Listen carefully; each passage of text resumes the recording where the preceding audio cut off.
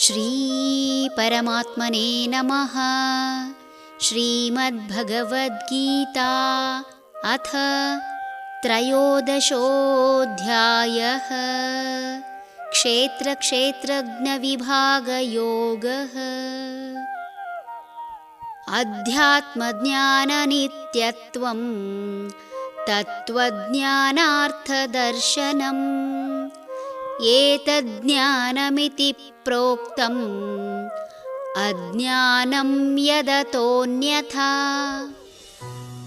ಆಧ್ಯಾತ್ಮ ಜ್ಞಾನದಲ್ಲಿಯೇ ಸದಾ ಮನಸ್ಸನ್ನು ಇಡುವುದು, ತತ್ವಜ್ಞಾನದ ಪ್ರಯೋಜನವಾದ ಮೋಕ್ಷವನ್ನು ಕುರಿತು ಚಿಂತಿಸುತ್ತಿರುವುದು, ಇವಿಷ್ಟು ಜ್ಞಾನವೆನಿಸುವುದು. ಇದಕ್ಕಿಂತ ಬೇರೆಯಾದದ್ದು ಅಜ್ಞಾನವೆನಿಸುವುದು. ಮನುಷ್ಯನ ಗುರಿಯೇ ಆತ್ಮದರ್ಶನ ಎಂಬುದನ್ನು ಪ್ರತಿಯೊಬ್ಬರೂ ಅರಿಯಬೇಕಾಗಿದೆ.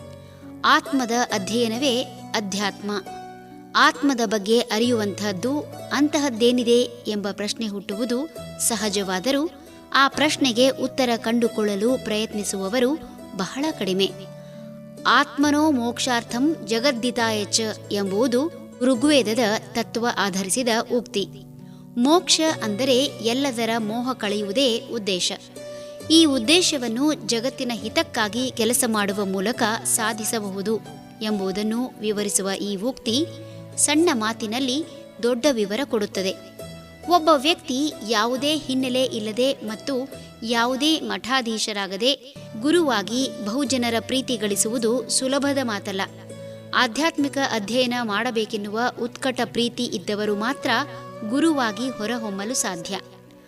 ಆಧ್ಯಾತ್ಮ ವಿದ್ಯೆಯಲ್ಲಿ ಮನಸ್ಸಿಟ್ಟವರು ಎಂತಹ ಕಠಿಣ ಕಸರತ್ತು ಹಾಗೂ ವ್ರತಗಳನ್ನು ಮಾಡುತ್ತಾರೆ ಎಂಬುದನ್ನು ತಿಳಿಯಲು ಗುರುಚರಿತ್ರೆ ಓದಿದಾಗ ತಿಳಿಯುತ್ತದೆ.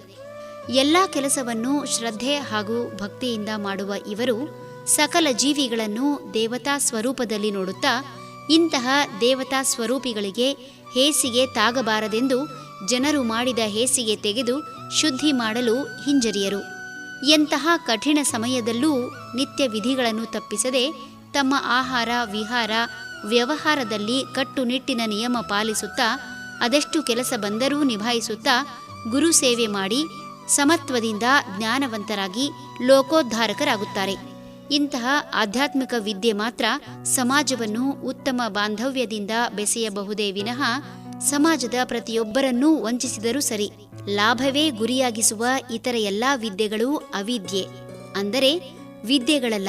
ಇವೆಲ್ಲವೂ ಅಜ್ಞಾನ ಎನ್ನುತ್ತಿದ್ದಾನೆ ಭಗವಂತ. ಹರಿ ಓಂ ತತ್ಸತ್.